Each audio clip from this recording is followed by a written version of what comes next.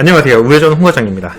자, 우리 개인회생을 한다는 건 지금 여러분들이 내고 있는 이 대출 원리금 이거 내는 게 너무 부담돼서 그러시죠? 네, 맞죠? 그렇기 때문에 다들 제일 궁금한 게 그러면 어떻게 해야 내 변제금이 낮아질까? 바로 이 부분이 다들 많이 궁금하신 부분이라고 합니다. 그러면 변제금은 어떻게 해야 낮아질까요?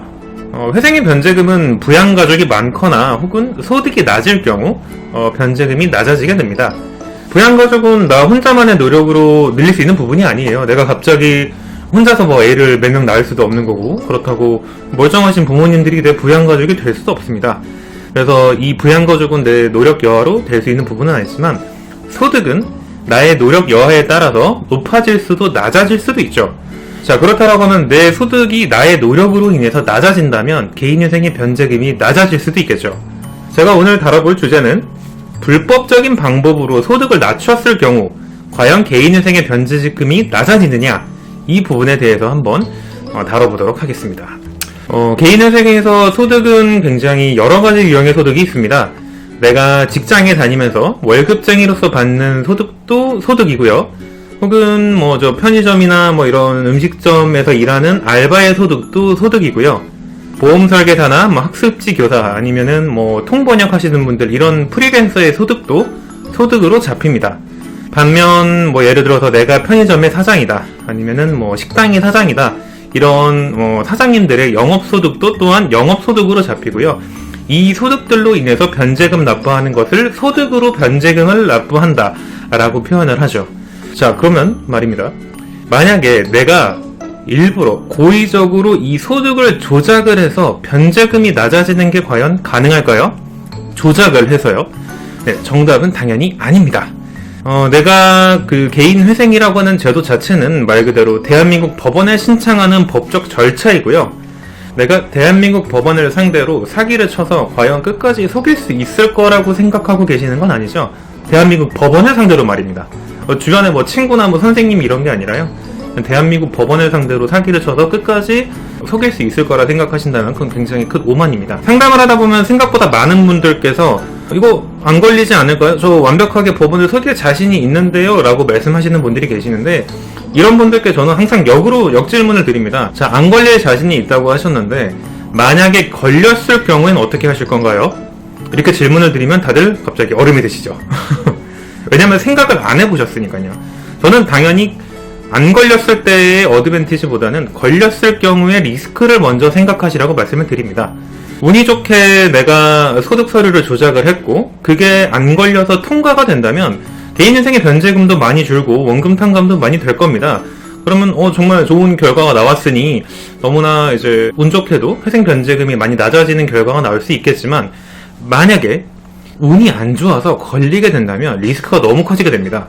소득 서류 조작은 대한민국 법원을 기망하는 행위고요. 걸리는 경우에는 여러가지 처벌의 대상이 될 수도 있다는 말이죠.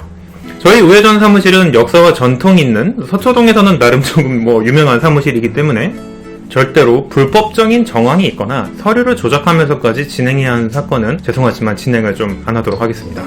물론 간혹 다른 사무실에서는 자기들이 앞장서서 서류도 조작하고 불법적인 것을 해도 안 걸리면 된다는 식으로 영업을 하는 사무실이 있는 것으로 알고 있습니다. 그거야 각 자기 사무실들만의 폴리시이니까 존중하도록 하겠습니다. 하지만 서류 조작 및 사기회생의 사실을 해당 변호사 사무실이 충분히 인지를 하고 있었음에도 이 사건을 그대로 진행할 경우 당연히 진행한 사무실에도 페널티가 생기게 됩니다.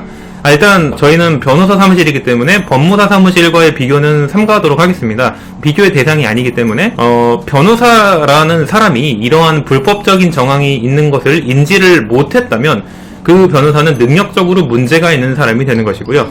알고도 진행을 했다면 법 변호사라고 하는 사람이 불법을 조장했기 때문에 변호사의 라이센스에도 그리고 그의 커리어에도 큰 페널티가 생기게 되고, 이런 부분들이 있다 보니 당연히 저희 사무실 입장에서도 진행을 하지 않는 것입니다. 자, 그럼 이제 본격적으로 서류 조작이라고 하는 것은, 특히 이제 위장 취업이라고 하는 것에는 어떤 것이 있는지 구체적으로 한번 설명을 드리도록 해볼게요. 우선 첫 번째로 가장 단순한 가족명의 회사에 취업을 하는 경우가 있습니다. 가족명의 회사에서 진짜로 이제 일을 하시는 분들도 계시겠죠. 삼성 같은 경우 당연히 패밀리 비즈니스니까 그런 경우 뭐 조금 처음부터 뭐 상무로 취업을 시켜서 뭐 연봉을 많이 주고 이런 경우에 대해서 우리가 위장 취업이라고 하진 않잖아요. 그러나 만약에 일단은 만약 이 회사의 사장이 나의 형제 혹은 나의 자녀 아니면은 나의 주변의 친족이 운영하는 사무실에 내가 취업을 한다라고 하면 기본적으로 법원은 처음에 의심부터 하고 봅니다. 당연히 내가 다니고 있는 회사에 뭐 가족관계 증명서상에 적혀져 있는 사람이 사장님이라고 하면 그로 인해서 혹시나 이 사람이 이 서류 조작을 하지 않았을까 이런 합리적인 의심은 당연히 하겠죠. 그렇기 때문에 당연히 법원에서도 조금 더 심사를 심화해서 합니다.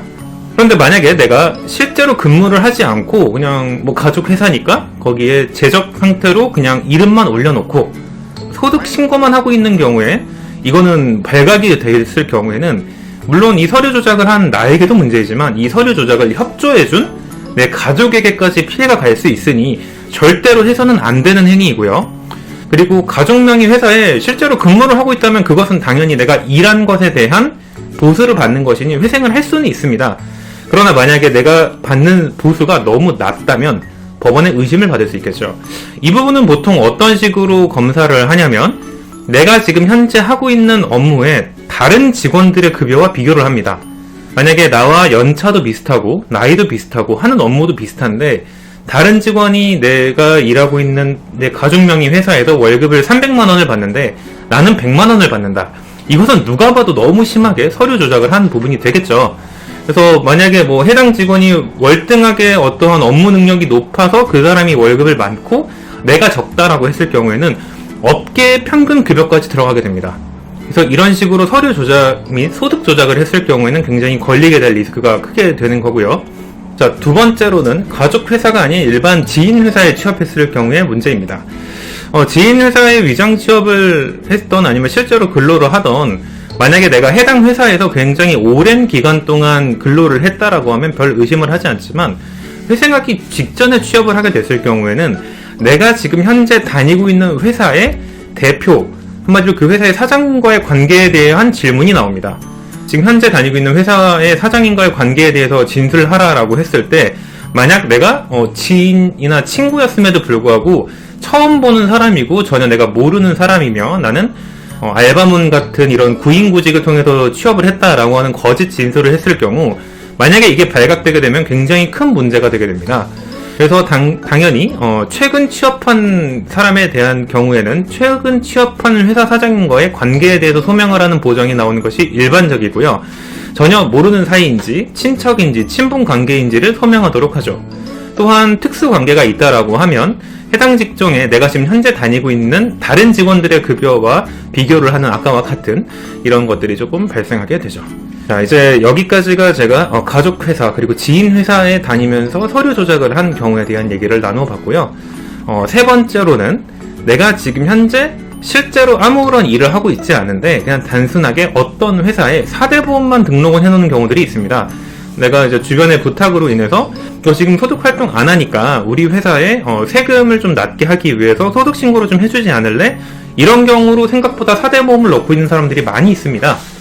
이런 경우에는 일단은 기본적으로 내가 실제로 거기서 출근을 해서 근로를 하고 있는지 안 하는지를 통신 기록지로서 확인을 합니다. 그래서 내가 예를 들어서 재직증명서에서는 2018년도부터 재직기간인 것으로 되어 있으나 만약에 2018년도부터 지금까지 나의 통신기록지를 뗐을 경우 해당 지역에 전혀 한 번도 간 적이 없으면 당연히 내가 일을 안 했다는 것을 들키게 되겠죠. 또한 이번에는 4대 보험을 과소신고하는 경우도 있습니다.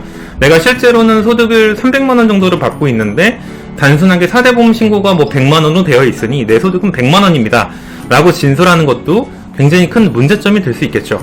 이런 식으로 내가 서류 조작을 함으로 인해서 소득을 낮추고 그로 인해 변제금을 낮추는 행위는 절대로 해서는 안 되는 불법적인 행위입니다. 오늘은 개인 회생의 변제금을 낮추는 방법 중 위장 취업이나 사문서 위조 등의 서류 조작으로 변제금을 낮추는 행위의 위법성에 대해서 위험성에 대해 한번 알려드렸습니다. 대한민국 법원을 상대로 서류 조작을 하고 나는 절대 안 걸릴 자신 있다고 자만하지 마세요. 이런 불법적인 방법으로 변제금을 낮추는 것에 성공했다고 자만을 했을 경우에는 나중에 나 그때도 한번 쉽게 남의 돈을 이렇게 탕감받은 적이 있으니 또 이렇게 빚져서 다시 회생을 하면 되겠네 라는 마음이 싹 트게 됩니다. 그렇게 되면 또 다시 빚의 구렁텅이에 빠지게 될 수 있겠죠. 그러니 정상적인 방법으로 실제로 내가 버는 소득으로 개인회생을 진행하시길 바라고요. 지금까지 저는 이원우 법률사무소의 홍성현 과장이었습니다. 다음 시간에도 저희 유튜브 채널에서 더욱더 유익한 영상으로 다시 돌아오겠습니다. 모두 좋아요와 구독, 알람 설정 꼭 부탁드리겠습니다. 감사합니다.